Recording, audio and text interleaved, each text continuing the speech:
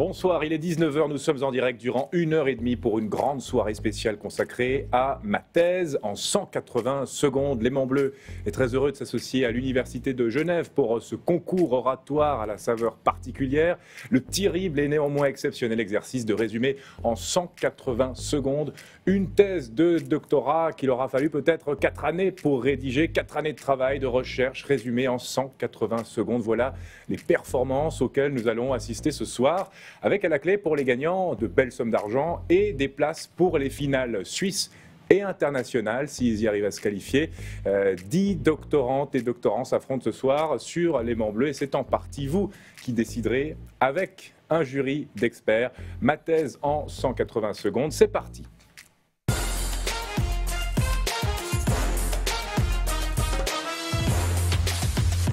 À l'issue de cette soirée, le jury aura décidé qui envoyer en finale. 3 places seulement, respectivement 1 750 et 500 francs à la clé pour les 3 premiers et un prix spécial du public. C'est vous qui décidez et qui jugerez sur pièce tout au long de la soirée. Les votes sont ouverts sur Internet dès maintenant. Voyez ces visages qui s'affichent sur votre écran. Un seul d'entre eux sera sacré chouchou du public. À la clé, la somme de 500 francs. Pour voter, rien de plus simple. Vous pouvez dès maintenant scanner ce QR code qui apparaît sur l'écran grâce à l'appareil photo de votre smartphone. Vous serez alors directement dirigé sur la page du vote ou alors en tapant directement unige.ch/MT180. Les votes sont ouverts et on se réjouit de découvrir les performances de ces thésards. C'est comme ça qu'on les appelle et bien sûr de faire leur connaissance. Des thésards actuellement tous réunis dans le grand auditoire d'Uni Dufour, l'auditoire U600. Et on vous retrouve, Céline Argento. Quelle est l'ambiance sur place ?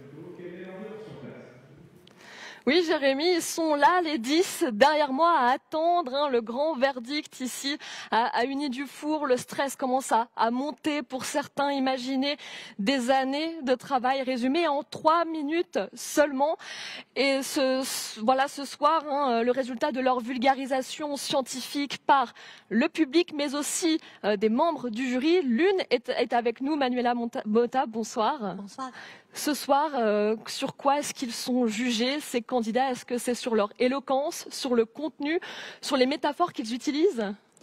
C'est surtout sur leur manière de s'approprier l'éloquence, la communication et les métaphores pour faire passer un message qui n'est pas forcément compréhensible toujours par des personnes non averties, des personnes qui n'étudient pas la même science que ces candidats. 10 étudiants donc. Est-ce que c'est un bon cru? C'était un excellent cru.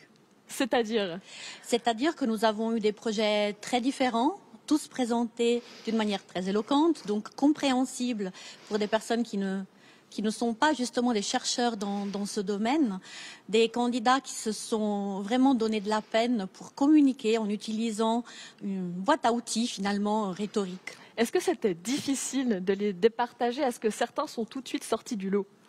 C'était difficile de les partager. Est-ce que certains sont tout de suite sortis du lot? Pas forcément les mêmes pour tous les membres du jury, ce qui a encore compliqué la tâche. Parce que justement, comme je l'ai dit tout à l'heure, c'était un très bon cru.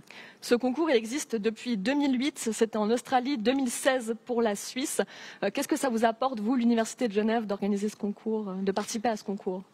Ça apporte une visibilité, une énorme visibilité à la science qui est trop décriée malheureusement, on l'a vu encore cette année. Ça apporte une ouverture sur la cité, sur la Suisse et puis à l'international. Et surtout, ça apporte une visibilité pour nos étudiants, nos candidats. Et une institution de formation devrait toujours viser à ce genre d'objectif. Merci beaucoup, Manuela Motta. On voit les candidats dans le respect des règles sanitaires, avec le masque, la distance. Ils attendent fébriles ce fameux résultat. Céline, à tout de suite. On aura la proclamation des résultats un peu plus tard dans la soirée. À noter que l'ensemble des performances ont été enregistrées il y a quelques jours, gardées secrètes. C'est en diffusion inédite que nous vous les proposons ce soir. Avant de se diriger du côté de l'université pour découvrir ses performances, le plaisir d'accueillir en plateau Sarah Olivier. Bonsoir. Bonsoir. Alors, vous êtes ancienne lauréate de ce concours. Vous aviez eu le premier prix en 2019. Et puis si on monte le palmarès, alors vous avez été première à Genève, vous avez été première suisse également, premier prix du jury et prix du public, et puis même 3e international. Alors là, quel palmarès? Quelle était cette thèse qu'il fallait résumer en 180 secondes? Alors c'est toujours la même, elle s'est un peu précisée au fur et à mesure. Je vais essayer de la décrire en quelques secondes, on va voir si je n'ai pas perdu la main. Je travaille sur l'histoire de Dagobert, telle qu'elle est racontée au fur et à mesure du Moyen-Âge, dans son lien avec Saint-Denis, puisqu'à partir du IXe siècle, on considère que Dagobert est le fondateur de l'abbaye de Saint-Denis. Donc je m'intéresse à cette histoire à travers ses réécritures, instrumentalisation, parfois les choses qu'on oublie, qu'on retient, et tout au long du Moyen-Âge, dans différents contextes médiévaux. Et vous aviez fait sensation à l'époque, puisque vous aviez consacré 15 secondes de ces 180 à une chanson. C'est un pari audacieux, on va regarder ce que ça donne. Le bon roi Dagobert a mis sa culotte à l'envers. Le bon Saint-Éloi lui dit « Oh mon roi, votre majesté est mal culottée. » « C'est vrai, lui dit le roi, je vais la remettre à l'endroit. » Vous avez vraiment encore augmenté le challenge, vous avez réduit le temps qui était à votre disposition pour expliquer cette thèse. Oui, c'est vrai. C'est vrai que c'est toujours compliqué de trouver une accroche, un début, l'introduction de la présentation. Et moi, j'ai fait le choix de cette chanson parce que ça me semblait pertinent. Je travaille sur les réécritures, sur justement ce qu'on retient, ce qu'on transforme. Or, Dagobert a pas du tout cette image-là au Moyen-Âge, puisqu'il est considéré comme un grand roi, justement. Et donc, l'idée, c'était de faire appel à une sorte de mémoire partagée ou collective et en fait, d'amener le public dans mon sujet aussi. Avec nous également Denis Bilotte, bonsoir. Bonsoir. Vous êtes secrétaire général de la conférence suisse universitaire occidentale. Vous êtes en quelque sorte le papa de ce concours. C'est vous qui l'avez amené en Suisse. Pourquoi l'avoir amené en Suisse? Qu'est-ce qui vous a donné l'énergie de le faire naître ici, ce concours? Ça me semblait assez évident dès la première fois que j'ai rencontré la créatrice québécoise donc, de cette version francophone, puisqu'il existait auparavant une version anglophone. Comme l'a dit votre journaliste, ça a été fait en Australie en 2008. Et la créatrice québécoise m'a contacté. Et je dois dire qu'après 5 minutes, pas 3, peut-être 5, elle m'a totalement convaincu de l'intérêt pour nos institutions et pour notre doctorant, et pour nos doctorants. Et c'est vraiment un concours qui essaime partout dans le monde. Il y a la version anglophone, il y a la version francophone avec des pays du monde entier, et aussi quelques éditions par-ci, par-là, en allemand, en espagnol. Oui, alors oui. Pourquoi c'est important? Oui, pardon. Non, allez-y. Oui, il y a toutes sortes de formats. Dans le format 3 minutes, il y a la version anglophone. Pour nous, c'est très important de le faire en français parce que le français, c'est tout simplement la langue dans laquelle nous échangeons. C'est donc la langue avec laquelle on peut partager avec le grand public, avec les médias dans nos pays. Et puis, on a beaucoup de chance parce que c'est en même temps une langue qui a un grand impact international et autour de laquelle on peut rencontrer d'autres scientifiques, d'autres doctorants, d'autres universités au travers du monde entier. Alors, on va parler évidemment des vertus de ce concours pour le grand public, mais ça peut être aussi un concours très utile pour les scientifiques entre eux, parce qu'on est dans une période où la spécialisation est vraiment maîtresse en ce moment. Même entre les scientifiques, on ne se comprend pas toujours. Ce genre de concours peut rapprocher les scientifiques entre eux. Oui, bien sûr, et surtout qu'on est souvent confronté du coup à des doctorantes et doctorants qui travaillent sur des sujets qui nous sont très étrangers, alors même qu'on est dans une même démarche intellectuelle.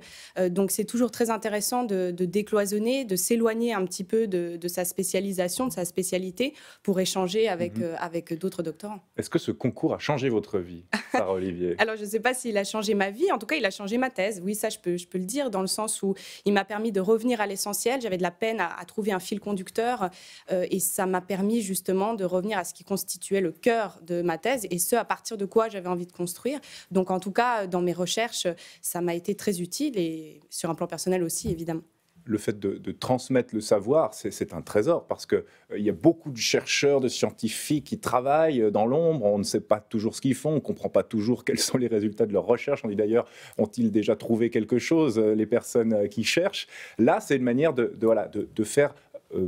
montrer à la cité ce qui se passe dans les murs de l'université. Oui, et puis c'est aussi une manière de montrer que derrière le savoir qui s'accumule, qui se crée souvent par petits bouts, par petites incrémentations, il y a des êtres humains, que ces personnes travaillent, parfois dur, qu'elles y mettent énormément de passion et qu'elles sont prêtes à transmettre. Et dans ce sens, un concours tel que ma thèse en 180 secondes, c'est aussi une manière d'ouvrir des portes, d'ouvrir des fenêtres, d'entrer en dialogue et de susciter une curiosité qui peut-être ensuite va donner l'envie de poser d'autres questions, de s'adresser aux personnes et puis de parler. Entrons dans le vif du sujet, mesdames, messieurs, puisque évidemment, on a beaucoup de performances à regarder, 10 au total. Sarah Olivier, vous restez avec nous pour la suite des discussions. Merci beaucoup, Denis Bilotte. Merci à vous. Et sans plus tarder, eh bien, les joutes s'apprêtent à démarrer. Faisons connaissance avec notre premier thésard de la soirée. Alors moi, c'est Selim. J'ai 28 ans et puis là je fais une thèse en neurosciences sur le filtre de la réalité orbitofrontale. C'est assez magnifique de voir toutes les méthodes d'analyse qu'on peut faire ou toutes ces choses-là et d'essayer de comprendre comment ça marche parce que c'est quelque chose qui est tellement complexe, c'est tellement vaste que c'est assez beau à voir un cerveau. Même en termes de philosophie, de se dire qu'il peut faire toutes ces choses, c'est assez cool. Pour faire ce concours, je suis juste tombé sur une affiche. Je me suis dit, oh tiens, ça peut être intéressant. Et puis je me suis embarqué dans cette situation pour voir un peu comment ça se passe. Et puis finalement, un petit challenge personnel, on va dire. Ah, de le remporter ? Non, franchement, je suis plus vraiment dans l'optique, c'est à faire une fois dans sa vie, essayer de voir ce que ça fait. Voter pour le meilleur, celui qui vous semble le plus adapté. Et puis ouais, passer un beau moment, quoi.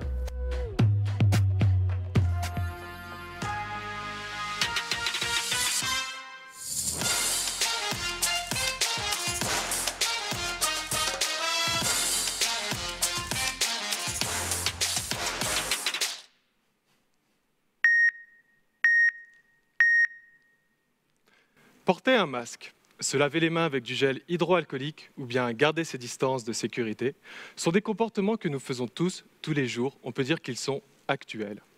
A l'inverse, boire une bonne bière dans un bar, dîner dans un bon restaurant ou bien sortir en boîte de nuit pour aller se trémousser jusqu'au bout de la nuit, en plus de nous laisser un léger sentiment d'amertume, sont des comportements que nous ne faisons plus. On peut dire qu'ils ne sont plus d'actualité. Mais alors, comment faisons-nous pour savoir si tel ou tel comportement est actuel ou non, ou bien conforme à notre réalité ? Eh bien, tout se passe là-dedans, dans notre cerveau, où une machinerie complexe se met en branle, les neurones s'activent, communiquent, s'échangent de l'information à une vitesse folle. Et dans cette cacophonie de signaux électriques, d'un côté, on va avoir des parties de notre cerveau qui vont plutôt exécuter nos comportements en se basant sur nos souvenirs, nos expériences et nos apprentissages passés. Et d'un autre côté, on va avoir d'autres parties de notre cerveau qui vont observer le monde qui nous entoure en réagissant aux sons, aux odeurs, aux images de notre environnement. Elles vont comme représenter une construction mentale de notre réalité. Et au milieu, juste ici, au-dessus de nos orbites oculaires, au niveau de notre cortex dit orbitofrontal, on va avoir une sorte de conseil fédéral cérébral qui va nous dire si oui ou non, tel ou tel comportement est en accord avec notre conception mentale de la réalité et ainsi nous éviter qu'il soit inapproprié. C'est aussi pourquoi on utilise le terme de filtre de la réalité orbitofrontale, parce qu'on va filtrer nos souvenirs et nos expériences passées en fonction de notre réalité. Mais parfois, dans certaines situations, dites d'ambiguïté, l'environnement est contradictoire, voire incertain. Il va alors être difficile de faire cette synchronisation entre comportement et réalité. Et c'est là que j'interviens. Dans ma thèse, je cherche à mieux comprendre comment fonctionne notre filtre de la réalité dans ces situations d'ambiguïté. Et pour ce faire, je demandais à des personnes, comme vous et moi, de faire un petit jeu sur ordinateur, une sorte de cache-cache virtuel. Elles devront alors trouver le bon comportement dans la bonne situation pour trouver où se cache une récompense. Sauf que parfois, de temps en temps, sans leur dire, je vais ajouter des petites situations d'ambiguïté. Et il va alors être difficile pour elles de trouver le comportement le plus adéquat pour obtenir cette récompense. Et c'est précisément dans ces situations, avec l'aide d'un appareil qui va me permettre d'enregistrer l'activité électrique de notre cerveau, un électroencéphalogramme, que je vais pouvoir voir quand et comment notre petit conseil fédéral cérébral réagit à ces situations d'ambiguïté et ainsi mieux comprendre pourquoi demain, nous irons tous boire une bonne bière bien fraîche dans un bar, en tout cas dans une nouvelle réalité. Merci.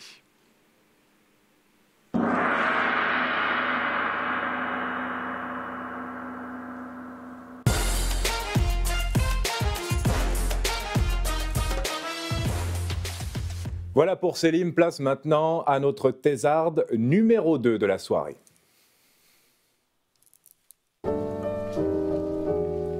Je m'appelle Erika Honeck, j'ai 27 ans et je fais une thèse en sciences de l'environnement. Ça consiste à trouver les endroits prioritaires pour optimiser la conservation de la nature. En fait. Donc je produis des cartes pour savoir exactement où octroyer nos ressources limitées. Mes cartes et mes résultats seront utilisés concrètement dans les politiques et je trouvais ça vraiment génial de pouvoir combiner science et politique. C'était un travail pionnier et qui continue avec d'autres élèves et d'autres chercheurs. Du coup, je suis contente du travail qui a été fait, oui.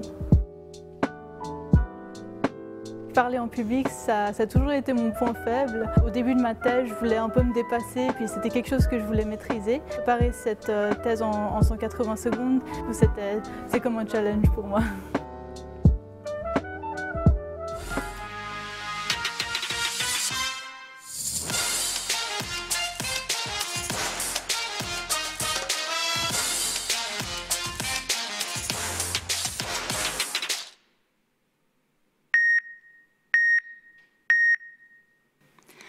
Peut-on vraiment arrêter un projet autoroutier pour protéger des grenouilles? La question n'est peut-être pas aussi simple que ça. On connaît bien l'urgence du changement climatique, mais on parle beaucoup moins de la dégradation des habitats et de la perte de la biodiversité, alors que c'est une crise tout aussi urgente. Les écologues parlent d'espèces sur liste rouge et d'habitats naturels, pendant que les décideurs politiques parlent de capital financier et de croissance économique. Il n'y a aucun langage commun entre eux. Ils ne se comprennent tout simplement pas. Conséquence, je vous donne un exemple. Au sud-ouest de la Chine, les abeilles ont complètement disparu à cause de la dégradation de leurs habitats. Des personnes sont donc payées pour grimper sur des échelles avec des petits sacs de pollen et polliniser les fleurs une à la main. Les services qu'on obtient de la nature sont gratuits, mais seulement si les écosystèmes fonctionnent bien. Ma thèse consiste à combler le fossé entre science et politique en traduisant les recherches et le vocabulaire compliqué des experts en cartes. Ces cartes servent comme outil d'aide à la décision pour mieux intégrer la préservation des écosystèmes dans la planification territoriale en Suisse.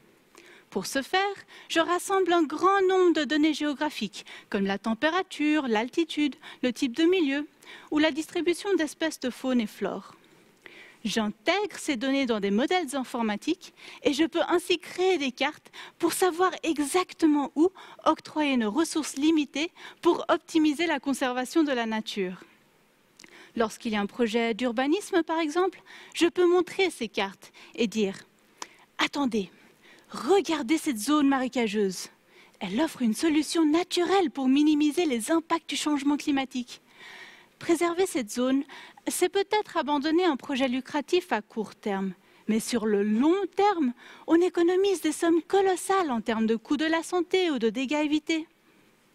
La biodiversité assure la stabilité des écosystèmes et est à la base du bon fonctionnement de notre société. Toutes les espèces sont liées entre elles. Et perdre une espèce peut avoir un effet domino jusqu'à notre quotidien. Il ne s'agit donc pas simplement d'un débat entre construire une autoroute et protéger des grenouilles, mais c'est notre propre survie qui est en jeu. Finalement, trouver des solutions durables implique une collaboration interdisciplinaire entre plusieurs secteurs qui parlent le même langage. Et cela concerne aussi chacun d'entre nous. Cette crise est urgente. Ça n'attend plus. Pas même 180 secondes.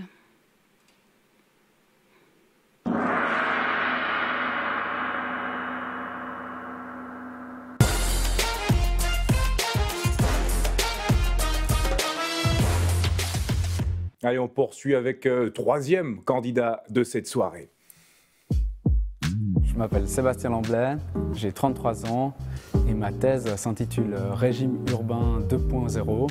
Le but, c'est de savoir qui gouverne les villes suisses entre les acteurs publics et privés. Et j'étudie en particulier les grands projets de renouvellement urbain dans les quartiers de centre-ville. Au terme de ma thèse, je peux me rendre compte qu'une ville comme Zurich n'est pas du tout gouvernée de la même manière qu'une ville comme Genève. J'aime bien être sur scène, j'avais un groupe de musique avant, j'ai fait une prestation pour m'éclater sur scène. Peut-être que je gagnerai pas ce concours et ça c'est pas grave, mais si je vous ai fait rire pendant 180 secondes, j'aurais déjà gagné au moins ça. Si j'ai le prix du public, je serai content parce que ça aura marché. Vous allez voir ma capsule vidéo. Je me suis bien éclaté en la faisant, donc j'espère que vous allez bien rigoler en la regardant. Et puis advienne que pourra pour le concours.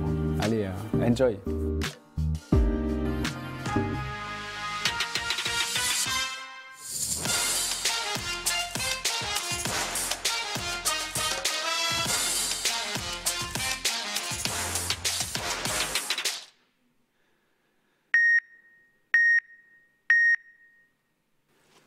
Vous ne verrez jamais un maire prôner la décroissance pour sa ville. Pourtant, à mesure que la ville grandit, l'espace disponible pour construire se rétrécit. Qui plus est, dans un petit pays comme la Suisse. Pour créer de la croissance, il faut donc densifier la ville, transformer les quartiers existants. Ma thèse a analysé comment les acteurs publics et les acteurs privés coopèrent ou s'affrontent pour créer ces nouveaux quartiers. Qui décide ce qui sera construit, à quel endroit et surtout avec quelles ressources. Pour ce faire, j'adopte une méthode multiscalaire et multi-actorielle. J'insère le tout dans un logiciel d'analyse de réseau. Non mais, ça suffit ces termes savants. Vous l'avez vulgarisé, nom de bleu. Bonjour. Vous semblez confondre avec vulgarité. À qui ai-je l'honneur? Monsieur Tartampion, conseiller municipal élu l'an dernier et homme de terrain. Intéressant ça. Vous savez, des élus comme vous, j'en ai interrogé des tas. Monsieur Tartampion, savez-vous quelles ressources votre commune doit absolument posséder pour maîtriser sa croissance? Eh oh! Vous n'allez pas m'apprendre mon métier. C'est l'argent. Qui paye commande? Pas toujours. Ma thèse a montré qu'en matière de développement urbain, 3 autres ressources sont plus importantes que l'argent. Je peux reprendre? D'accord, mais soyez plus terre à terre. Entendu. La première ressource, c'est le sol ou le foncier. En Suisse, la propriété privée est très protégée. Du coup, si les communes possèdent elles-mêmes des terrains, elles bénéficieront des mêmes avantages que les propriétaires privés. La deuxième ressource, c'est le droit. Sur leur territoire, les communes décident du zonage, c'est-à-dire qu'elles déterminent qu'a-t-on le droit de construire, où et jusqu'à quelle hauteur. Le zonage permet donc de créer des plus-values foncières. Ces plus-values peuvent notamment financer la construction d'une école ou d'un parc public. Enfin, sans majorité populaire, pas de nouveaux quartiers. C'est donc vous, chers téléspectateurs, qui, grâce à votre vote, détenez la dernière ressource, le soutien politique. Alors faites-en bon usage.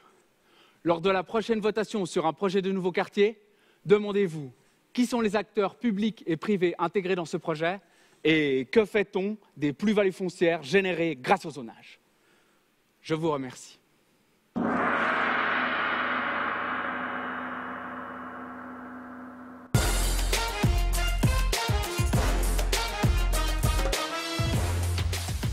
Et place maintenant à la 4e thésarde de ce concours.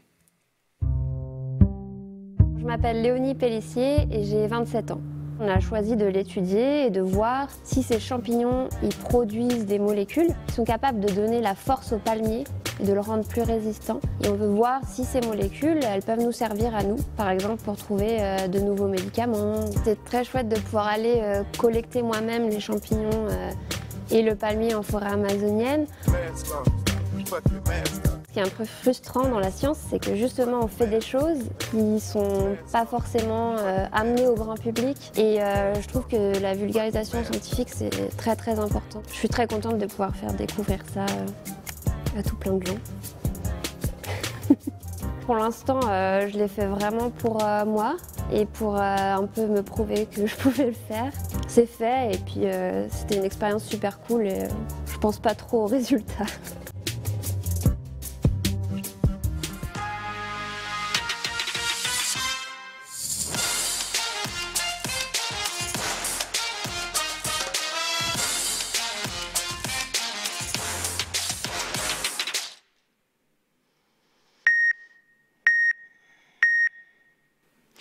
Le microbiote, 100 000 milliards de microbes qui grouillent dans votre corps en ce moment même.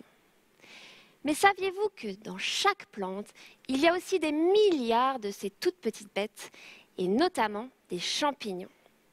Appelés endophytes, ces champignons vivent en toute discrétion à l'intérieur même de la plante. Elle leur fournit le gîte et quelques sucreries. En échange, ces microbes boostent la croissance et la beauté de la plante grâce à des nutriments. C'est un peu l'auberge espagnole. Mais attention, ces microbes locataires ne chôment pas.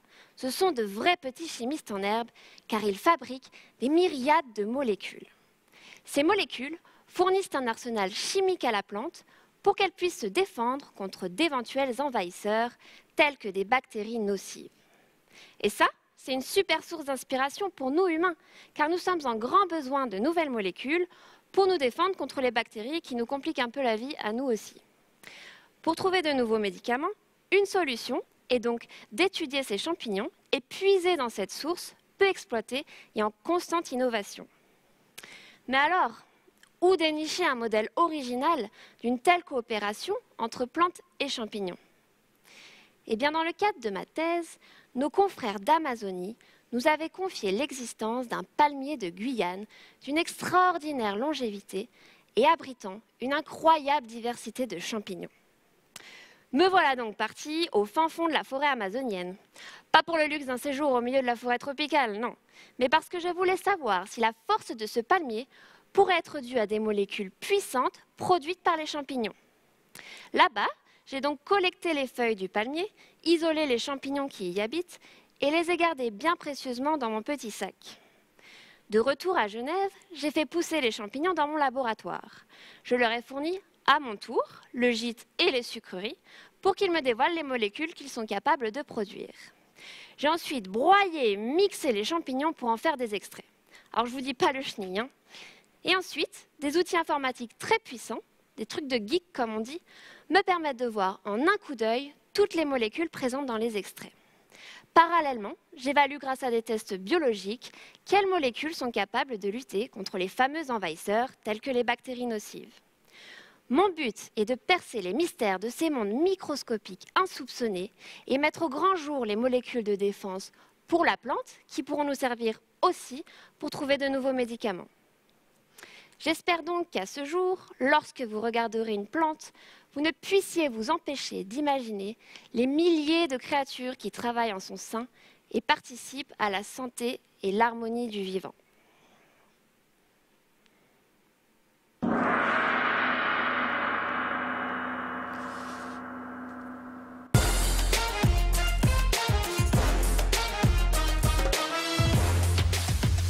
Voilà pour cette première brochette de candidats. Le jury décidera qui envoyer en finale 3 places, des sommes d'argent à la clé, 1000 francs, 750 francs et 500 francs pour les 3 premiers. Voyez les 10 visages qui apparaissent. Vous pouvez également participer au vote et attribuer le prix du public, 500 francs à la clé. C'est vous qui décidez en vous rendant notamment sur la page internet du vote. Scannez ce QR code avec votre téléphone portable ou rendez-vous directement sur unige.ch/MT180. Restez avec nous, la soirée ne fait que commencer dans quelques instants. Découvrez les 6 autres candidats en lice. De nouveaux invités nous rejoignent bien sûr. En fin de soirée, la proclamation des résultats. Ma thèse en 180 secondes continue dans quelques instants. A tout de suite.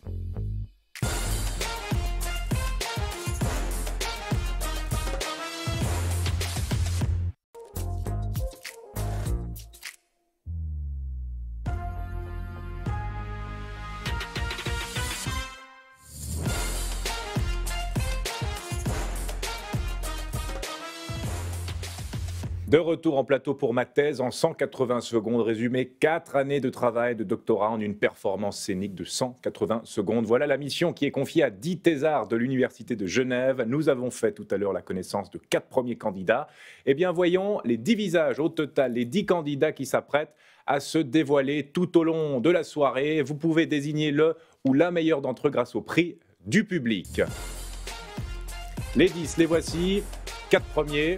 6 encore à venir et vous pouvez donc scanner ce QR code pour choisir qui mérite de remporter le prix du public. 500 francs à la clé. 5e thésard en lice, voici son portrait. Je m'appelle Akira Okubo et j'ai 30 ans. Je viens du Japon, de Nagasaki. J'ai travaillé sur les mitochondries et découvert des molécules qui sont essentielles pour le fonctionnement de mitochondries. Les gens croient qu'il y a qu'un seul ADN. Il y a un autre type d'ADN dans les mitochondries qu'on ne connaît pas bien le fonctionnement de ça. Donc c'est ce que je m'intéresse en fait. Ma passion, c'est de vraiment partager ma recherche avec tout le monde parce que c'est ce que j'ai vraiment travaillé pendant les années. Je suis toujours passionné par la vulgarisation de sciences. En fait, c'est ce que j'ai vraiment réalisé durant ma thèse. Précisément, j'aimerais vraiment être éditeur scientifique. Je pense que c'est important et quelque chose de significatif pour la société aussi. Je suis vraiment ravi de le partager avec vous.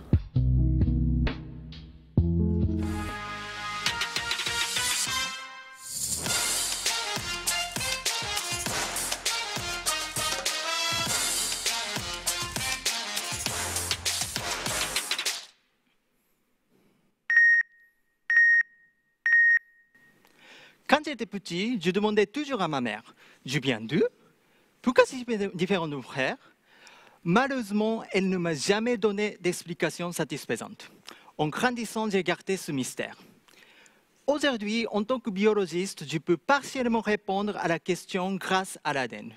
On appelle l'ADN la recette de la vie. On est tous différents parce que chacun a son propre ADN qui est unique. Vous pensez peut-être que nous avons qu'un seul type d'ADN. En fait, ce n'est pas vrai. Nous avons 2 types d'ADN différents dans nos cellules. L'ADN du noyau, qui est le principal, et également l'ADN mitochondrial. Mais pourquoi? C'est une jolie histoire de l'évolution de nos cellules. Il y a des milliards d'années, une cellule ancestrale a rencontré une bactérie et ils ont décidé de vivre ensemble. Ce mariage a été avantageux pour toutes les deux. La cellule abritait la petite bactérie qui en retour fournissait de l'énergie. Après ce si long mariage, étonnamment, elles sont toujours ensemble. Ce mariage est très spécial parce que la bactérie meurt sans son épouse et vice-versa. C'est-à-dire qu'elle ne peut pas divorcer malheureusement. Aujourd'hui, la bactérie fait entièrement partie de la cellule et on l'appelle la mitochondrie. Parce que c'était une bactérie, la mitochondrie a son propre ADN. Cet ADN est essentiel car c'est la recette pour créer des mitochondries qui sont le fournisseur d'énergie de la cellule. Comme cet ADN travaille avec l'ADN du noyau, s'il est endommagé, la cellule meurt, le tissu ne fonctionne plus et on peut avoir des maladies graves qu'on appelle les maladies mitochondriales. Par exemple, la maladie de Parkinson. Cependant, ces maladies restent incurables et nous n'avons pas de traitement efficace parce que le fonctionnement de l'ADN mitochondrial n'est pas assez bien connu. Moi, grâce à des cellules humaines en culture, j'ai modifié l'ADN du noyau qui communique avec l'ADN mitochondrial et j'ai découvert des molécules qui sont essentielles pour le bon fonctionnement de l'ADN mitochondrial, la production d'énergie et la bonne santé des cellules. Mon étude nous aidera à développer des médicaments pour traiter les maladies mitochondriales. Ainsi comme une mère et un père travaillant ensemble pour leur enfant, la communication entre l'ADN noyau et l'ADN mitochondrial est essentielle à la vie. Je suis convaincu que l'étude de l'ADN mitochondrial nous aidera à développer un jour à répondre à ma question d'enfance. Qui je suis et d'où je viens. Merci.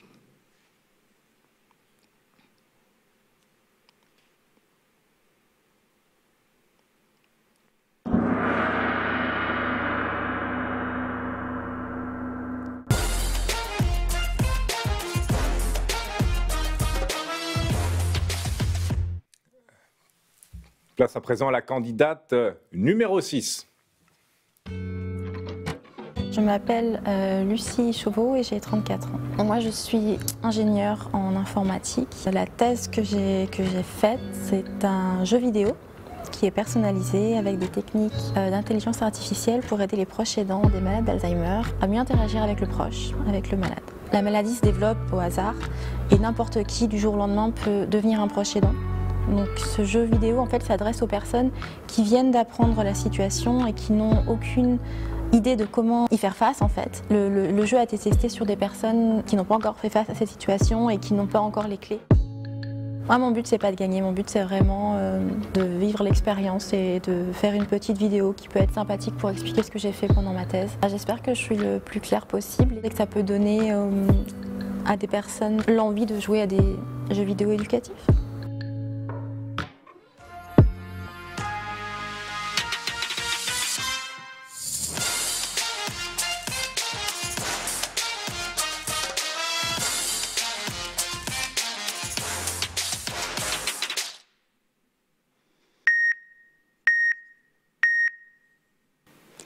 La proportion de personnes atteintes de la maladie d'Alzheimer augmente avec l'âge. Avant 80 ans, moins d'une personne sur 100 développe des symptômes de cette maladie. Avant 90 ans, une personne sur 5. Et après 90 ans, une personne sur 3 développe des symptômes de la maladie d'Alzheimer. Souvent, la famille du malade, qu'on appelle le proche aidant, prend en charge la vie quotidienne de leur époux, épouse ou parent. Ils ne sont pas préparés à cette situation déstabilisante et stressante où on ne reconnaît plus son proche. Le travail de thèse a consisté à développer un jeu vidéo personnalisé pour aider les proches aidants des malades d'Alzheimer. Le but de ce jeu vidéo éducatif est de tester les techniques de communication du joueur, immergé dans le quotidien d'un proche aidant, pour qu'il puisse être en mesure de savoir s'il peut vivre avec un proche atteint de la maladie d'Alzheimer sans altérer sa propre santé. C'est un jeu personnalisé qui s'adapte à l'agencement particulier et à l'intensité des symptômes exprimés par le malade, ainsi qu'au style de communication du proche aidant. Dans ce jeu, on sélectionne des actions verbales comme demander, proposer, inciter ou encore supplier le malade pour l'amener à réaliser des activités de la vie quotidienne qui semblaient évidentes lorsqu'il ou elle était en bonne santé et qui relèvent d'une gageure maintenant. Quand Margaret Thatcher souffrait de troubles importants de la mémoire et en oubliait de manger, sa fille Carol aurait pu, grâce à ce jeu, apprendre des manières de communiquer adaptées à sa mère et ainsi mieux gérer la situation à laquelle elle devait faire face. Margaret Thatcher a assisté aux funérailles de Ronald Reagan, un vieil ami, lui aussi atteint de la maladie d'Alzheimer. De la même manière que Carol, Nancy aurait pu rentrer les caractéristiques de la maladie de Ronald dans le jeu et ainsi apprendre à mieux communiquer pour gérer les crises d'angoisse de son mari et ainsi vivre un isolement plus serein en sa compagnie.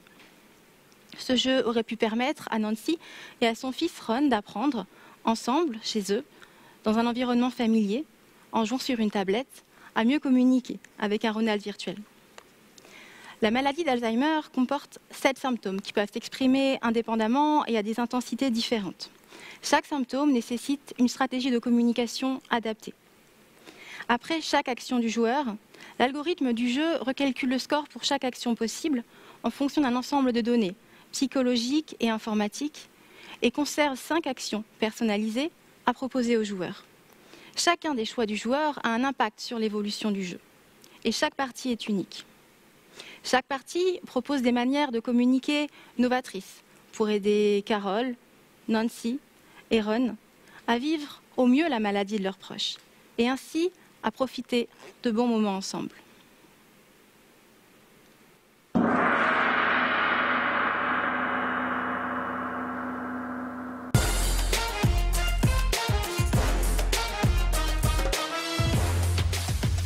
On continue la série avec un prochain thésard qui nous présente sa thèse en 180 secondes.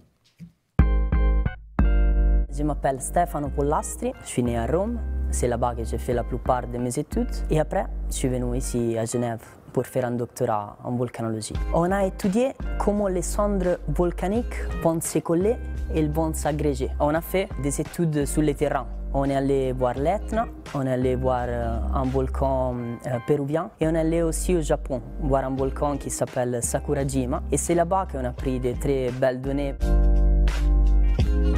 J'aime bien l'esprit de ce type de compétition et chaque fois qu'on peut vulgariser la science. Oui, c'est un concours et je joue pour gagner, mais je suis déjà très content de pouvoir participer.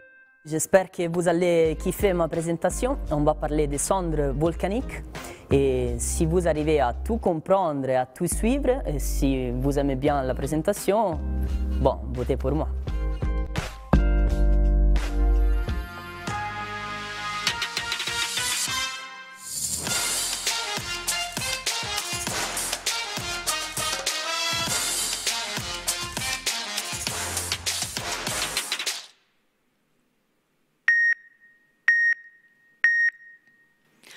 À quel point ça vous manque de pouvoir vous rassembler.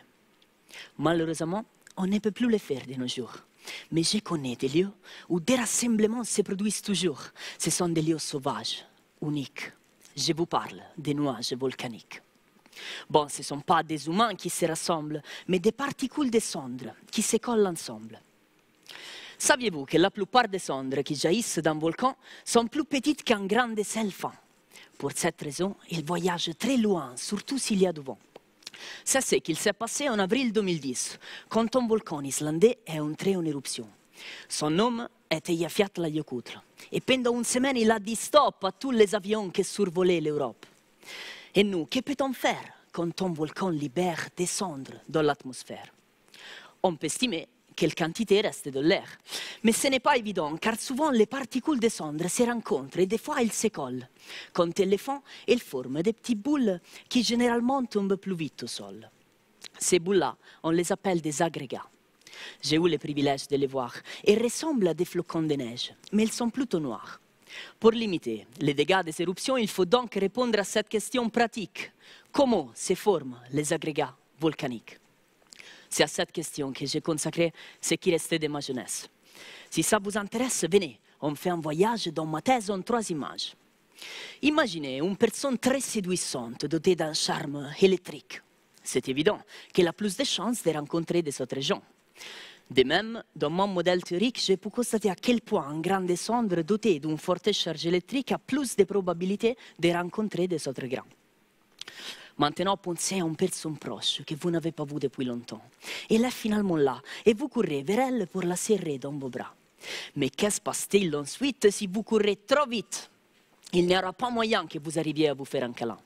C'est ce que j'ai vu dans le laboratoire. Si 2 particules aussi épaisses qu'un cheveu veulent se coller entre eux, il faut que la vitesse de collision soit plus basse que celle d'un escargot. Maintenant, je vous invite à regarder la silhouette à votre droite. Vous y voyez quoi? On pourrait jurer que c'est un couple qui s'embrasse, mais ça pourrait aussi bien être un monstre qui se déplace. Comment être sûr? Techniquement, on pourrait les découvrir en les séparant. Bon, heureusement, en réalité, on a besoin de séparer des particules, pas des gens. C'est justement ce que l'on a fait au Japon pendant une éruption. On était sous une pluie d'agrégats et pendant qu'ils tombaient, on les a séparés avec de l'électricité. Voilà donc, la prochaine fois que vous êtes attiré par une personne charismatique, que vous donnez un câlin ou un bisou romantique, souvenez-vous des cendres volcaniques et retenez qu'elles nous ressemblent, car si elles peuvent se rassembler, elles se rassemblent.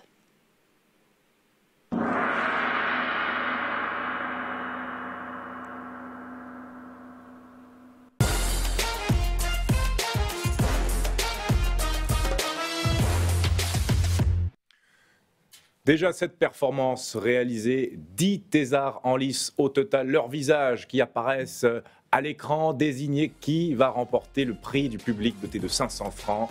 Eh bien, vous pouvez vous rendre sur la page unige.ch/MT180 ou scanner ce QR code avec le téléphone portable.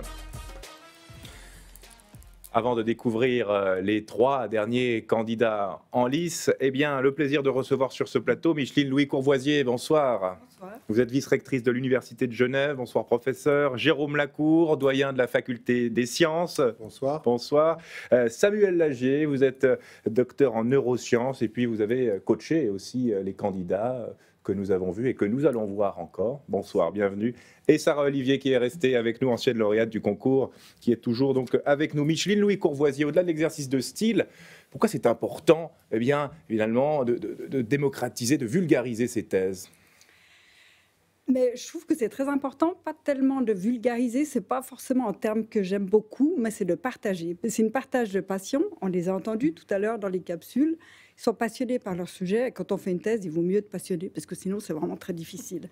Et je pense que ce côté passionnel, dans ce sens-là, est important à souligner. C'est pas seulement un transfert de connaissances, pas seulement un partage de savoir, mais il y a le partage de la curiosité et de l'enthousiasme. Ça, je trouve que c'est très important. On doit vraiment déconstruire, hein, vous qui l'avez fait, hein, Sarah, déconstruire le langage académique. C'est difficile, ça. Oui, c'est très difficile. C'est très difficile et je me souviens aussi que quand je composais le texte, parce qu'on commence par écrire d'abord le texte, il faut faire attention justement à des utilisations de certains termes qui nous semblent évidents et qui en réalité ne le sont pas du tout. Donc effectivement, ça demande un effort de se distancer un petit peu, de sortir de son sujet pour le vulgariser ou disons le partager. Alors pas tout le monde n'est enclin à faire cette démarche, hein, Jérôme. Certains résistent un peu, certains puristes, non, de dire non, on va quand même pas réduire tout ça à 180 secondes. Non, je crois pas. En fait, de moins en moins. Et il y a un travail en fait quasiment quotidien du scientifique de devoir toujours expliquer effectivement son travail aux autres. Alors parfois à travers des publications très compliquées. Voilà, il faut apprendre à le faire, mais aussi surtout et de plus en plus à travers justement des formules de pitch. Voilà, on pitch de plus en plus parfois sa science, alors parfois par rapport à l'innovation, mais par rapport à des contenus scientifiques également. Non, je pense que c'est une formation qui devient de plus en plus essentielle. Et vous, d'ailleurs, vous n'avez pas attendu ce concours pour insuffler de la... Il ne faut pas dire vulgarisation, parce que la vice-rectrice va nous gronder, mais bon, de mettre un peu de simplification dans les écrits, dans les travaux. Oui, alors il y a différentes initiatives qui sont importantes. J'aimerais signaler le travail d'une personne qui est Massimo Kane en faculté des sciences, qui travaille depuis 7 ans sur un nouveau concept de journal, un journal de résumé scientifique qui s'appelle thesciencebreaker.org, si vous voulez consulter d'ailleurs ce journal. Et c'est un journal de résumé scientifique où les éditeurs et à la fois ceux, et en général les lecteurs, mais surtout les éditeurs, sont des doctorants eux-mêmes.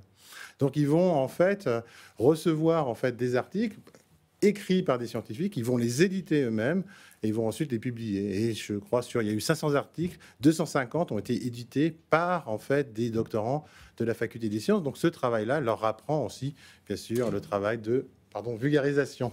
Et de transmission, c'est surtout ça qui est important, hein, professeur, la transmission du savoir, montrer ce qu'on fait à l'intérieur des murs, parce que l'université, c'est quelque chose qui appartient à tout le monde, au fond. C'est exactement ça. La recherche appartient à tout le monde, le produit de la recherche Le aussi. savoir est universel. Et donc, c'est une vitrine de la recherche fondamentale qui me semble vraiment très, très importante, parce qu'on le voit, 10 ans plus tard, on a beaucoup travaillé sur l'ARN messager sans bien savoir pourquoi. Et 20 ans plus tard, on a un vaccin au bon moment. Il faut le rappeler, ça. Et donc, il faut le montrer. Et j'aimerais juste ajouter une chose. On est une université généraliste. Et ce que j'aime tellement dans ce concours, c'est qu'on peut voir de la recherche qui se fait en faculté des sciences, faculté des lettres, toutes les facultés. Bon, c'est vous qui avez le plus de candidats, professeur. Cette année. Faculté des sciences.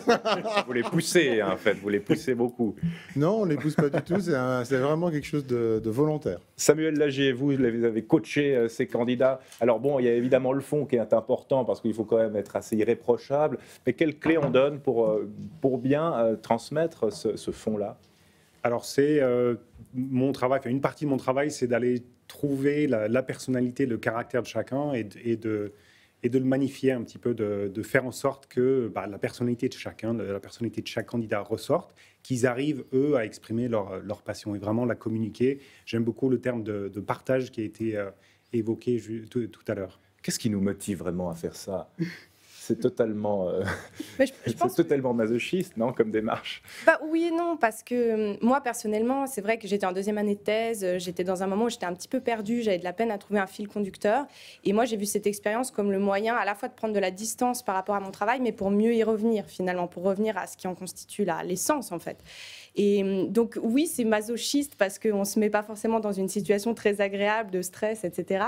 Et en même temps, ça apporte énormément de choses, tant sur le plan professionnel professionnelle et de la recherche que personnelle. Et comment on se prépare? Quel logiciel on enclenche pour, voilà, d'un coup, dire en 180 secondes, je dois résumer 4 années de travail, 4 années de ma vie, la fin de ma jeunesse, disait tout à l'heure Stéphano. Oui, c'était une belle expression. C'est compliqué, effectivement, il y a ces deux parties, il y a à la fois écrire le texte et puis ensuite le performer, enfin l'incarner. Et donc, ces deux parties qui sont compliquées, l'une et l'autre, effectivement. Et comme je disais tout à l'heure, ce qui est difficile, c'est que pour nous, ce qui peut nous paraître évident, parce qu'on a tellement le nez dans notre travail, n'est pas du tout évident pour le grand public, et c'est normal. Donc, il y a d'abord un travail qui se fait là, et puis ensuite, avec Samuel notamment, un travail sur la gestuelle, veiller à ce que les gestes ne polluent pas trop ce qu'on dit, et trouver le bon ton, etc. Est-ce qu'au final, ce n'est pas plus important de soutenir le fond avec une forme qui claque de manière générale, hein, vous qui êtes expert en communication? Les deux vont de pair. On ne peut pas se permettre d'avoir un discours qui ne serait que forme, qui ne serait que geste, que tonalité, que charisme. Il faut les deux. Et donc, il faut trouver la bonne balance. Et c'est vrai que les scientifiques sont assez peu formés à la communication. Ce sont des gens qui, pour un grand nombre, travaillent dans leur laboratoire et communiquent assez peu avec le grand public. Et donc, c'est un exercice pour beaucoup qui est pas évident parce que c'est un exercice qu'ils ne font pas souvent. Alors là, ils sont 10 en lice. On pourrait s'attendre à ce qu'ils soient beaucoup plus au départ, non? Avec un concours avec des centaines. Hein, l'université, c'est quand même des milliers d'étudiants. Seulement 10? Et c'est un engagement, ça demande beaucoup de travail. Ça demande beaucoup de travail et tous n'ont pas forcément envie. Et c'est un travail qui est conséquent et certains ne se voient pas de se lancer dans cette aventure-là parce que ça demande du travail. Ils ne voient pas comment il y a le stress de se retrouver devant un public ou devant une caméra et certains ne se voient pas de le faire. Et je le comprends. Est-ce que je peux ajouter? Oui, allez-y, professeur. Vous avez raison, ça commence à venir, hein, ça commence à entrer, c'est ce que Jérôme disait tout à l'heure. Commence à accepter cet exercice, à être soutenu par les facultés. Ça, je pense que c'est fondamental. Si quelqu'un les retient, c'est trop difficile. Puis la dernière chose que j'aimerais dire, Sarah, vous avez utilisé un terme qui est fondamental, c'est d'incarner son propos, incarner sa recherche. Et nous, grâce à M. Lagier, mais grâce à des ateliers de théâtre, d'improvisation, de pose de voix, qu'on a dû interrompre cette année malheureusement, mais c'est une façon d'incarner son propos, sa thèse qui peut être perçue comme abstraite et qui ne l'est pas du tout. Merci beaucoup à tous les quatre. On va quand même savoir un peu ce qui se passe aussi du côté de l'Université de Genève. Il reste 3 thésards à écouter. On est très heureux en tout cas de diffuser ça sur la télévision. Normalement, c'est dans un auditoire, il y a du monde, mais à la télévision, il y a encore plus de monde. Donc on diffuse encore plus le savoir et on le simplifie, on le rend accessible à la rue. Qui sont les 3 derniers candidats en lice? Faisons la connaissance avec la 8e thésarde de la soirée. Je m'appelle Kenza Abouir et j'ai 25 ans. C'est une thèse en pharmacologie clinique, ce qui veut dire qu'en fait, on regarde l'effet des médicaments chez les patients. Ma thèse est à propos d'un médicament qui est contre la douleur, où j'essaie de voir pourquoi certaines personnes répondent mieux à cet antidouleur que d'autres et comment prédire la dose à donner à chacun d'entre eux. L'idée de thèse, durant les études déjà, elle était présente et puis en fait, elle est venue quand j'ai commencé à travailler en pharmacie parce que en fait, j'avais l'impression de ne plus apprendre assez au jour le jour.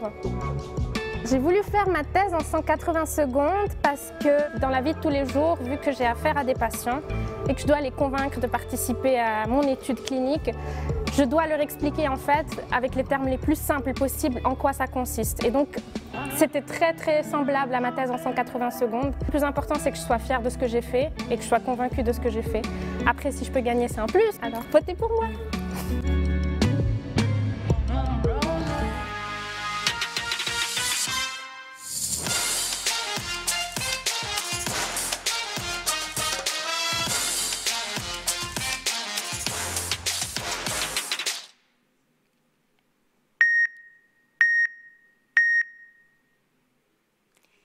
Imaginez-vous si demain, en plus de votre masque FFP2, je demandais à chacun d'entre vous d'ôter ses chaussures et de porter le temps de la journée des escarpins pointus, rouge pétant, de 12 cm de talon et en taille 38 pour toutes et pour tous.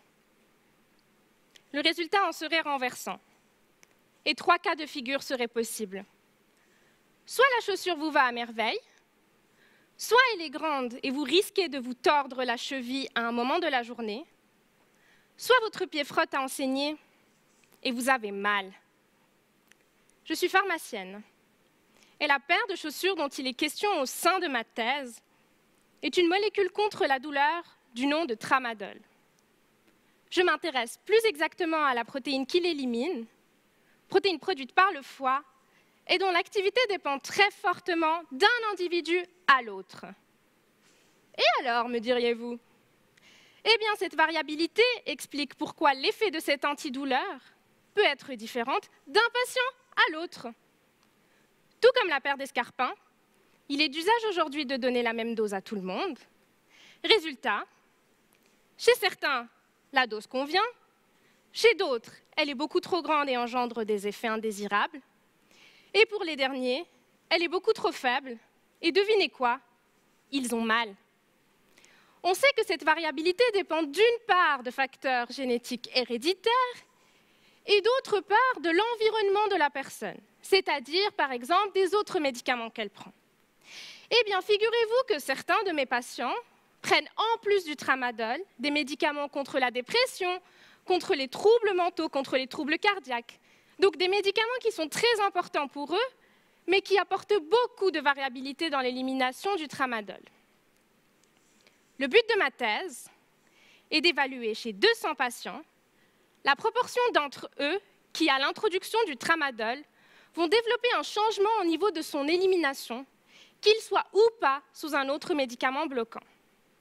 Je suis en pleine recherche de mes patients et une fois tous trouvés, les données recueillies me permettront d'alimenter un modèle informatique qui me permettra de généraliser les résultats à un nombre plus grand et me permettra de personnaliser la dose de tramadol à donner à chacun d'entre vous en fonction de votre génétique et des autres médicaments si vous en prenez.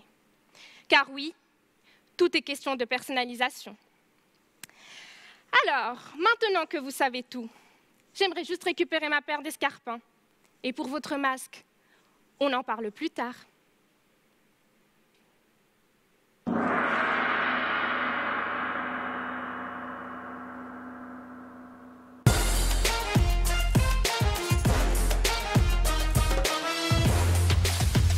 Déjà l'avant-dernier candidat de cette soirée, voici son portrait. Alors, je m'appelle Adrien Velchli, j'ai 29 ans. Je travaille sur la fabrication de matériaux artificiels qu'on appelle des supraconducteurs à base de plomb, cuivre, oxygène. C'est des matériaux qui conduisent l'électricité parfaitement. Tous les autres matériaux qu'on connaît, ils conduisent l'électricité bien, même très bien, mais il y a toujours des pertes sous forme de chaleur. Au fil de mes études, c'est un sujet que j'ai trouvé assez passionnant avec éventuellement de nombreuses applications pour le futur. J'aime bien la vulgarisation scientifique de manière générale, donc communiquer avec peut-être des mots un peu plus simples ce qu'on fait.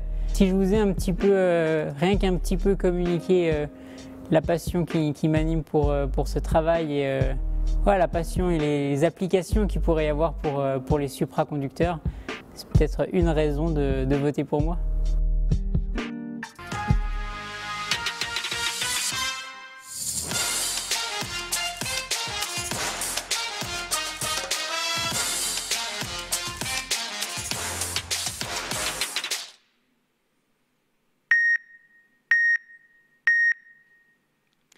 Vous avez déjà tous utilisé un PC, un aspirateur ou encore une simple ampoule.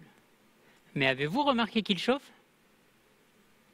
Cette chaleur n'est pas toujours désirée. C'est donc de l'énergie perdue. C'est un problème important car tous les appareils électriques sont concernés. Bon ok, pas le grille-pain. Ces mêmes pertes sous forme de chaleur se produisent lors de la distribution de l'électricité. Ainsi en Suisse, l'électricité qui pourrait être utilisée par plus de 850 000 ménages est perdue avant même d'atteindre nos prises électriques, et donc avant même d'être utilisée. Il existe pourtant une solution, la supraconductivité. Dans un supra, l'électricité passe sans aucune perte. Tout ce qui est produit peut alors être utilisé. Mais il y a un léger inconvénient. Actuellement, dans les meilleurs supras, Les meilleurs supras doivent être refroidis en dessous de moins 120 degrés pour conduire l'électricité parfaitement. On appelle cette température la température critique.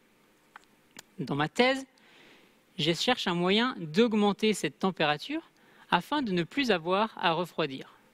Pour cela, je travaille à la fabrication de matériaux artificiels à l'aide d'une méthode que l'on appelle l'ablation à laser pulsé.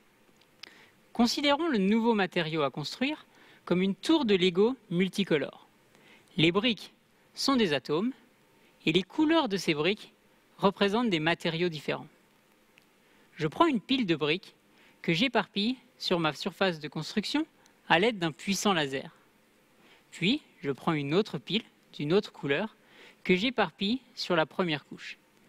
Et ainsi de suite, couche par couche, je construis mon nouveau matériau. Le projet est une idée un peu folle dans laquelle on souhaite déplacer seulement quelques atomes à l'intérieur de nos supras. Un peu comme si on voulait séparer 2 étages de notre tour pour laisser plus de place au courant électrique de passer et ainsi augmenter la température critique. Mais les briques doivent toujours pouvoir s'empiler. Et si on les sépare, elles ne tiennent plus ensemble. L'idée est donc d'appliquer une tension électrique afin de déplacer certains atomes à l'intérieur de nos structures sans avoir à séparer les étages. Augmenter la température critique est crucial, car en plus d'être très prometteuse pour l'économie d'énergie, la supraconductivité pourrait avoir de nombreuses applications, dans les transports, en informatique ou encore en médecine, sachant que les IRM utilisent déjà cette technologie. Bref, la supraconductivité à température ambiante sera une vraie révolution, même pour le grille-pain.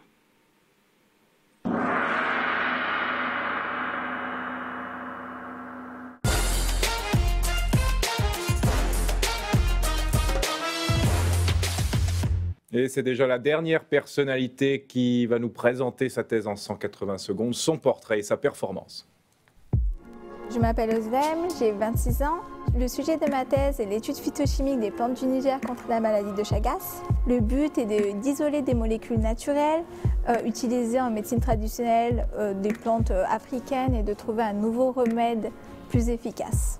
C'est une maladie négligée et pouvoir trouver de nouveaux traitements et faire de la recherche dessus, c'est vraiment ce qui m'a attirée.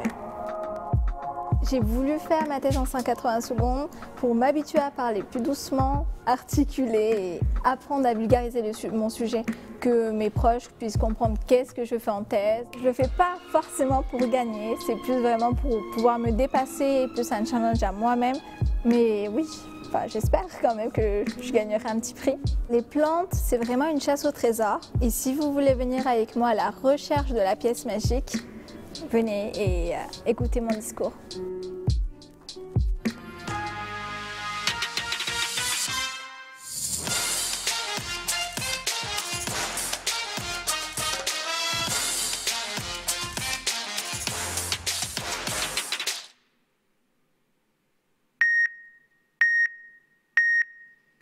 Moi, je suis une plante africaine. Je m'appelle Cassia siberiana. Mais vous pouvez bien sûr m'appeler par mon beau surnom, Casse-Flûte. Depuis la nuit des temps, les populations locales m'utilisent pour se nourrir et se soigner. Mon ultime atout est ma capacité à tuer des parasites responsables de certaines maladies. L'une d'entre elles est la maladie de Chagas. Et c'est une maladie négligée par les hommes. Mais moi, je ne veux pas la délaisser. Ce que je sais, c'est que maladie négligée ne veut pas dire maladie rare. Plus de 7 millions de personnes sont touchées par la maladie de Chagas. Cette maladie tropicale sévit en Amérique du Sud et présente des symptômes graves tels que des troubles digestifs, de l'insuffisance cardiaque et des troubles neurologiques. Mais les médicaments existants ont de nombreux effets secondaires et une efficacité limitée. J'aimerais que les hommes exploitent mon potentiel afin de trouver un nouveau remède efficace. Car je pense que je contiens une molécule qui peut être la pièce magique, celle qui guérit. Certains de mes amis contribuent à la moitié des médicaments mis sur le marché, mais moi, je ne suis utilisée qu'en médecine traditionnelle. J'ai plein de richesses à exploiter et la seule chose que les hommes ont à faire est d'isoler et de tester les molécules que je produis. Mais l'homme à travers ces laboratoires privés, s'intéressent plus aux bénéfices ou au chiffre d'affaires qu'aux maladies négligées? J'aimerais vraiment aider à sonner cette maladie. Mais comment réaliser mon rêve?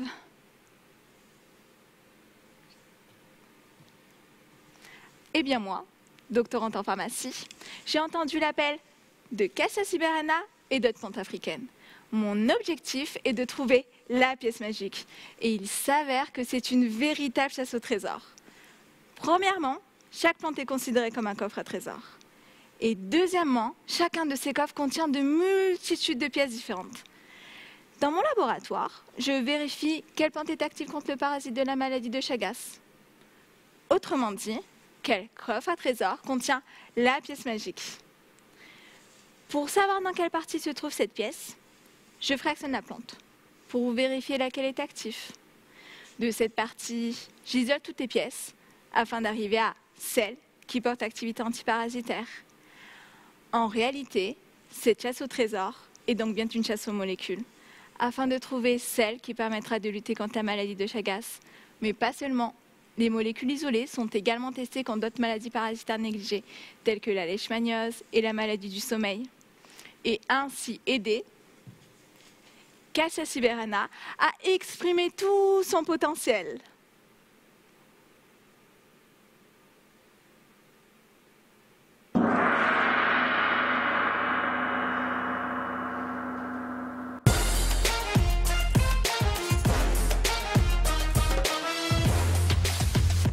Ça y est, l'ensemble des thésards se sont présentés à vous. Il ne vous reste que quelques minutes, 2 minutes pour attribuer le prix du public. On découvre ces candidats. Vous pouvez scanner ce QR code qui va s'afficher dans quelques secondes. Ou alors vous vous rendez sans plus tarder sur unige.ch/MT180. Allez, quelques secondes avant la clôture des votes et la somme de 500 francs à la clé.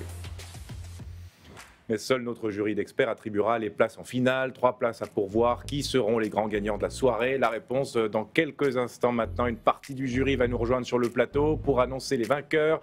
Nous serons en direct du Nid du Four avec Céline Argento pour recueillir les réactions à chaud des heureux élus. Ma thèse en 180 secondes. Le moment de vérité dans quelques instants. À tout de suite.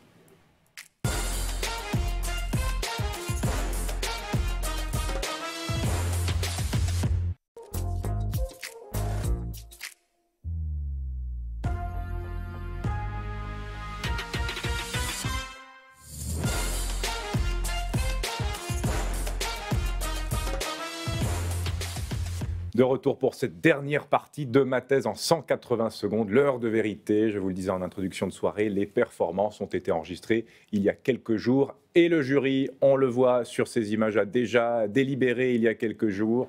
5 jurés issus du monde académique, scientifique, culturel, des médias. Et une délégation de ce jury est avec nous en studio. Bonsoir Michel Grandjean. Monsieur le Président, président du jury, professeur d'histoire du christianisme également, comment se sont déroulés les débats? D'abord, nous avons eu le plaisir d'entendre successivement chacune de ces capsules. Alors, on doit être, comme vous-même, comme vos auditrices, vos auditeurs, très attentifs à tout ce qui se passe, prendre quelques notes, se dire « Tiens, j'aimerais bien revenir en arrière », mais on n'a pas le droit, parce que nous avons joué... nous avons joué le jeu qui aurait été celui d'une situation sans Covid. On les entend une fois, on prend quelques notes, et une fois que tout cela a été fait, eh bien, sur la base d'un certain nombre de critères, nous discutons entre nous et ça a été fort agréable. Bonsoir, Anne Bruchweiler. Vous êtes directrice du Forum Mérin, du Théâtre Forum Mérin, alors femme de théâtre, femme de planche, femme de verbe, femme de télévision aussi. Vous présentiez les journaux sur la TSR à l'époque. Qu'est-ce qui vous plaît dans ce concours ? Eh bien, écoutez, ce qui me plaît, c'est que les chercheurs se mettent en jeu de cette manière-là. Tout à l'heure, Micheline Louis-Courvoisier disait il faut incarner son sujet, il faut incarner la recherche. Et là, on a des jeunes qui ont osé se lancer. On les voit plonger. Certains d'entre eux sont un peu terrifiés au départ. Et puis, en fait, petit à petit, ils s'y mettent, ils y sont. Et là, on a un candidat qui, l'année dernière, je crois, ou il y a 2 ans, il y y était et qui, là, a fait partie du jury. Et justement, bonsoir Romain Boninier. Bonsoir. Donc vous êtes dans le jury justement parce que vous avez remporté la précédente édition, c'était en 2019, il y a 2 ans, Covid oblige. Ça fait quoi de voir vos collègues à la place à laquelle vous étiez il y a 2 ans? Eh ben, c'est toujours un moment où je me demande pourquoi on ne le demande pas presque obligatoirement à tous les doctorants. Non, mais ça devrait déjà, ça fournit à l'université une quantité de savoir incroyable à partager au grand public. Et pour vous dire, c'est la raison pour laquelle j'ai été embauché. On m'a dit, vous êtes un biologiste qu'on comprend. Ouais. Et donc là, il y a des vrais enjeux aussi d'employabilité de nos universitaires, hein, Michel Grandjean. Oui, sans doute. Mais je pense qu'il y a d'abord des enjeux quant au fonctionnement même de l'université. Enfin, imaginez un peu la catastrophe que ce serait si les biochimistes ne pouvaient parler qu'à des biochimistes, si les archéologues ne pouvaient se faire comprendre que des archéologues, et si les pharmaciens n'arrivaient à dire quelque chose que ne comprendraient que les pharmaciens. L'université est d'abord au service de Genève et tous les universitaires, des profs aux étudiants, ont à se rappeler aussi, c'est écrit derrière vous sur cette image, que c'est le peuple de Genève qui a consacré le bâtiment que nous voyons ici aux études supérieures, garantie de nos libertés. Et ben voilà, on est au service des libertés, mais encore faut-il pouvoir se faire comprendre.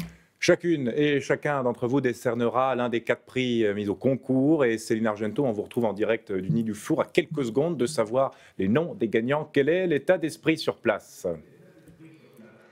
Oui, Jérémy, on a tous suivi ici les prestations de tous les candidats. Alors, pas évident pour certains de se revoir, mais en tout cas, chaque passage a été suivi d'applaudissements. On a vu quelques pouces levés, des c'était très bien, beaucoup de respect entre les candidats, mais à la fin, eh bien, il y a un prix du public, 3 places pour le prix du jury avec la grande finale suisse derrière. On va avoir le résultat d'ici quelques secondes avec vous, Jérémy, et je pense que chez les candidats, là, les cœurs commencent à battre de plus en plus vite. Et oui, Céline, parce que sans plus tarder, le prix du public va être dévoilé. Nous venons de recevoir le nom de la gagnante ou du gagnant. Vous avez durant toute la soirée pu voter pour votre thésard préféré. Les résultats sont désormais connus, le vote est terminé avec une grande majorité pour la personne qui remporte ce prix du public et la somme de 500 francs qui est le ou la chouchou du public. Vous le savez ou pas? Non, personne ne le sait. C'est la beauté. Secret bien gardé. Eh bien, on découvre à présent qui remporte le prix du public. C'est Kenza Abouir, avec sa thèse « Influence de la génétique et de l'environnement sur la vulnérabilité à faire des interactions médicamenteuses », le cas du tramadol. Céline, eh bien, on a la réaction de la lauréate avec vous. Oui, Kenza qui vient de nous rejoindre. Félicitations. Un petit mot. Kenza, je vous laisse prendre le micro. C'est mieux. Alors, réaction. Merci beaucoup. Merci à tous les gens qui ont voté. Qu'est-ce qui a convaincu, selon vous, le public et dans votre prestation? C'est dur à dire, mais j'espère juste que le fait que j'ai été moi-même, je pense. Vous aviez dit dans votre portrait que vous essayez déjà de convaincre, d'avoir cet aspect très pédagogique avec vos patients. C'est peut-être ça aussi qui a joué? J'ai peut-être plus d'entraînement possible. J'avais cette facilité. Et puis les chaussures, alors est-ce que vous voulez porter ces fameuses chaussures rouges? Elles sont là. Jérémy, elle les porte aujourd'hui, ces chaussures rouges. Je vous laisse récupérer votre prix. Kenza, c'est juste celui-ci, tout au bout. Voilà, le prix du public, donc. Et Jérémy, on passe maintenant au prix du jury. Le merci de Kenza Abouir. Voilà, 3e marche du podium avec le 3e prix du jury. Nous jouons maintenant pour une place en finale. La somme de 500 francs également, qui sera le heureux élu. Eh bien, ce nom, c'est vous qui l'avez, Romain Bunizet, dans cette enveloppe. Montrez cette enveloppe, peut-être. Ouvrez-la délicatement et dévoilez-nous le contenu de cette enveloppe. Hop. Normalement, il n'y a qu'un nom dans cette enveloppe. Et le prix, 3e, revient à Oslem Sevik. Oslem Sevik, étude photochimique de plantes du Niger active contre la maladie de Chagas. Et on vous retrouve, Céline, pour une réaction. Alors, Oslem, je vous laisse prendre le micro. Félicitations. Un petit mot. Je remercie au jury d'avoir voté pour moi et d'avoir pu participer à ce concours. Vous espériez un petit prix en plus d'avoir su vulgariser pour vos proches. Finalement, là, c'est tout gagné? Oui, ça fait extrêmement plaisir et je remercie ma famille et tout mon entourage pour m'avoir soutenue jusqu'au bout. Vous vous êtes mise à la place de la plante pendant votre prestation. D'où ça vous est venu cette idée? Je voulais vraiment faire une pièce de théâtre et ça correspond plus à mon caractère de faire la rigolote et donc c'est pour ça. C'était moins sérieux que de faire une présentation normale pour moi. Vous disiez aussi que vous aimeriez parler un petit peu moins vite. C'était l'objectif de cette vulgarisation, de cette explication. C'est réussi? Oui, je pense. J'ai jamais autant articulé dans ma vie et ça m'a vraiment beaucoup aidé. Tous les ateliers qu'on a fait, tout l'encadrement, c'était vraiment chouette de le faire. Et qu'est-ce que c'est la suite pour vous alors? De finir ma thèse et puis après on verra bien. Applaudissements peut-être des candidats et puis je vous laisse récupérer ce prix, c'est celui-ci. Romain, La suite, Jérémy. Oui, merci Céline. Romain, pour peut-être un petit mot du jury, qu'est-ce que vous avez retenu de cette prestation? Pourquoi elle vous a plu? En plusieurs points. Le premier, effectivement, on avait apprécié les présentations théâtrales et celle a été réussie. Déjà, c'est un bon point. Il faut oser. C'est pour les scientifiques qui sont le doctorant, c'est difficile de sortir de son propre caractère, d'oser changer. Le deuxième, le contenu, évidemment. Donc le contenu scientifique, la portée de l'importance, les maladies de Chagas, toutes les maladies qui sont négligées. Malheureusement, ça c'est très embêtant. Moi qui suis aussi dans le domaine, forcément, j'étais très touché dessus. Et puis, bien sûr, l'ensemble du respect du concours dans le temps, la durée, effectivement, toute l'articulation. On passe à la médaille d'argent que nous allons décerner, que vous allez décerner, Anne Bruchweiler, le deuxième prix du jury, place en finale suisse, somme de 750 francs. Qui sera sur la deuxième marche du podium? La réponse dans cette enveloppe. Et le deuxième prix est attribué à Léonie Pellissier. Léonie Pellissier, l'intitulé de la thèse prend du temps, étude compréhensive de champignons endophytes isolés des feuilles d'un palmier de la forêt amazonienne, un modèle pour déchiffrer les interactions plantes-microbes et explorer leur diversité chimique et potentielle. La réaction de Léonie Pellissier. Je suis super contente. Merci beaucoup au jury. Un peu émue, hein? Oui, un peu stressée, émue, je sais pas. Et oui, surtout merci à tous ceux qui nous ont soutenus. Là, on a vu les copains avec les grands écrans et tout. Voilà, tous ceux qui nous ont écoutés, répétés 10 millions de fois. Et voilà, et merci à tout le monde. Vous aviez dit ne pas trop penser aux résultats, c'est ce qu'on a vu dans votre portrait. Finalement, cette deuxième place, elle est inattendue, vous ne l'attendiez pas du tout? Un petit peu inattendue, oui. Franchement, j'en savais rien.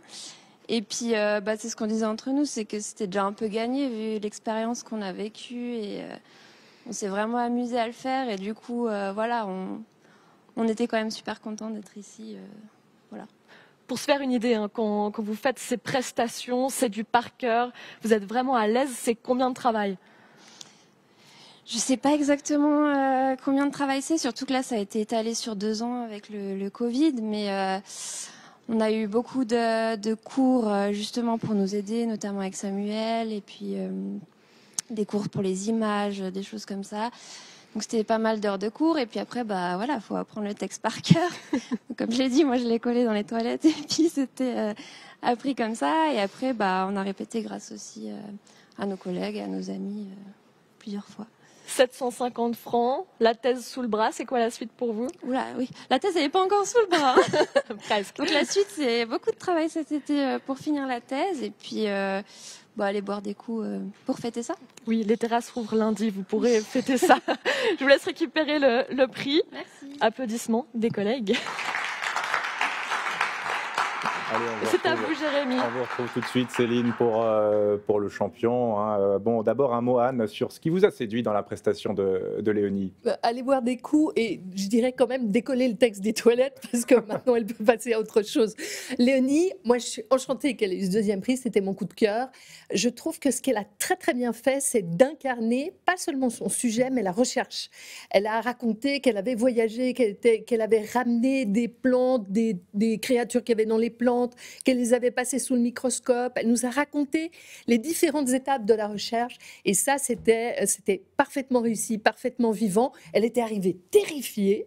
Et puis, elle est repartie un tout petit peu contrite, mais pendant toute sa prestation, elle était vivante, présente, et on l'a suivie. Bravo à Léonie. L'heure est grave à présent. Qui sera sacré champion ou championne de cette édition? Qui remportera la somme de 1000 francs et une place en finale suisse, évidemment?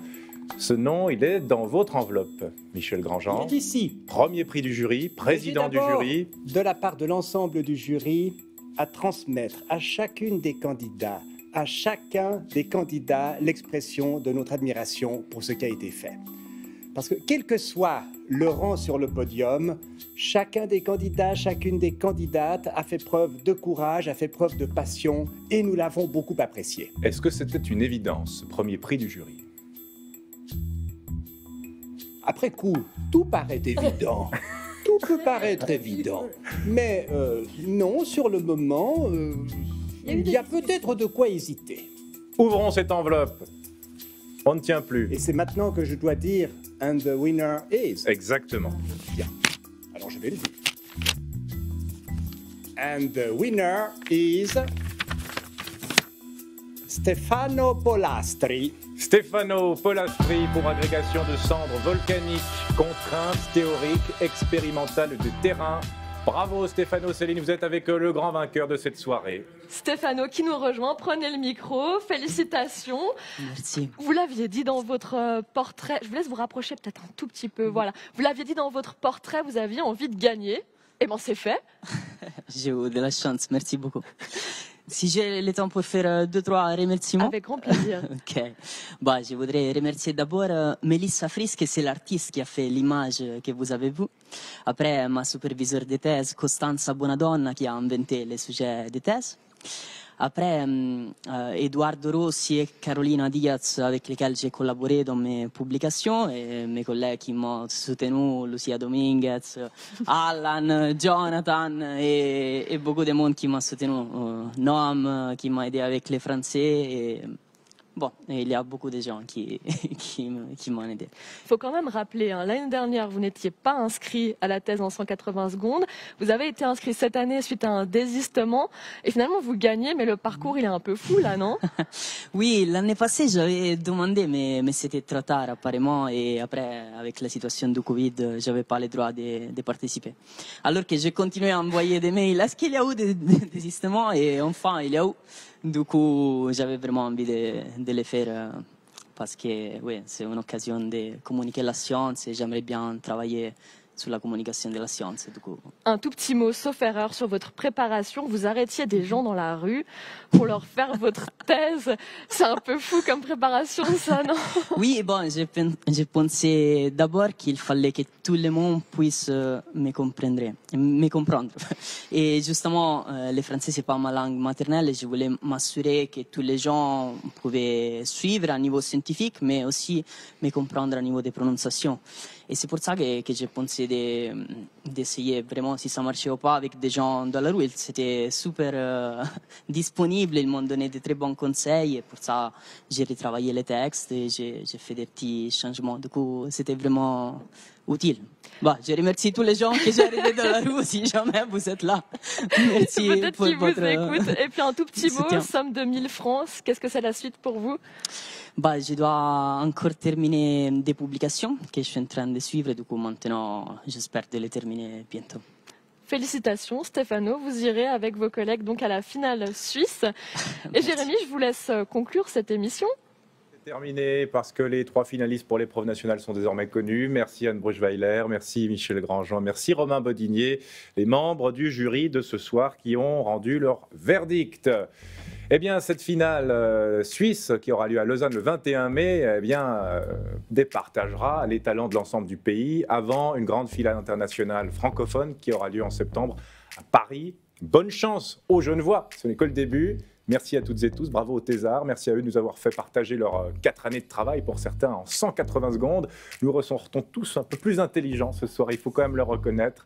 Cédric Pierrin et Brice Chopin à la production, réalisation Michel Thorimbert, pour l'Université de Genève, Fanon Tisban et Mallory Schaub-Gelais. Bonne soirée sur les Monts Bleus et demain à cette même place, retrouvez Alain Morisot, 20h pour Super Sympa. Bon week-end.